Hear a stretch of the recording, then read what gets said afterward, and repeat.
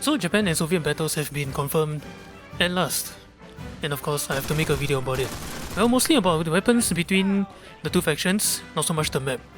So, intro question. Will the Soviets be sweeping the Japanese? In real life, yeah, they did.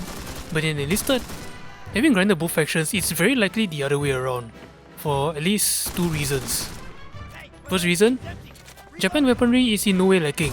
In fact, back during the Soviet vs Japan event, I was genuinely worried that there might be a Japanese squad full gunning the Type A automatic rifle. Thankfully, there wasn't. Otherwise, Japan would just clean sweep the Soviets like they're nothing. Unfortunately, that was an event with fixed squads. And since the coming up battlefield is part of the main game, you can bet that every Japan player has their soldiers fully grinded, armed with weapons fully modded, including the dreaded Type A automatic.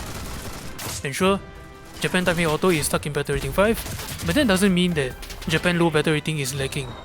Japan has a variety of weapons that are either just as good as the Soviet guns or better. For instance, bolt action rifles.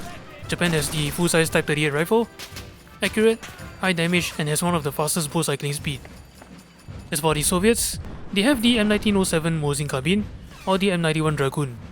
That has a rather problematic front sights, and that leaves me with the M1938 carbine instead, and it has a long-range accuracy issue. Or the full-size Mosin Nagant M91, that's in tier 2, that you can't get until you grind the minimum 9 things in tier 1 to progress. Submachine guns, Type 100 early versus PPS 42 and 43. Type 2A, Type 100 late versus URA gun and PPSH stick. Even in higher tiers, Tokyo Arsenal versus PPSH or PPD drum. And sure, the Japanese battle rating 5 assault gun is less than stellar, but here's the thing though, players would then prefer investing in the Type A automatic instead, turning their basic rifleman squad into a 9-man assault squad. And light machine guns, the Soviets have, well, arguably one of the worst light machine guns to start with. I mean, the medicine is actually not too bad, it's not too terrible, but let's just say it's not very user friendly. Meanwhile, Japan is like, haha, sniper light machine gun goes brr. And yes, if you go up the tier, the Soviets have the RT-44, a light machine gun with almost zero recoil. But Type 96 is high. And even with a Maxim Tokarev, high power rifle caliber machine gun with a 100 round belt. Japan has that times 2. 2 machine guns. And for the planes, you may have come across some videos of Soviet mains saying that Japanese planes are trash or whatever.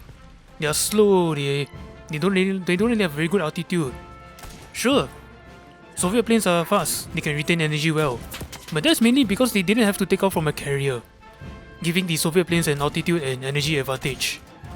So, if that's the case, imagine what happens if the map doesn't have carriers, or the Japanese pilot is flying a plane that only gets air spawns. Have fun! I mean, I guess the only thing that the Soviets have over Japan are the semi-auto rifles, with the SVT-38 and even the SVT-40. Meanwhile, Japan has the Type Otsu and the Type 4 rifles, which can feel a little bit lacking in comparison. And then there's also tanks. And Darkflow for some reason refused to implement a tech-3 version of the Chihakai or the Chiha. So the Kearney, Kami, Hago tanks are going to face the T-70 or worse, the T-50s. Or the Chinos facing T-34s. Although there's something about this APHE that puzzles me. Or there's the KV-1, and the Japanese anti-tank rockets and battle rating 3 are the Type 4 and Type 5 launchers. Sure, they can plan more than 75mm, but all the KV-1 needs to do is to angle.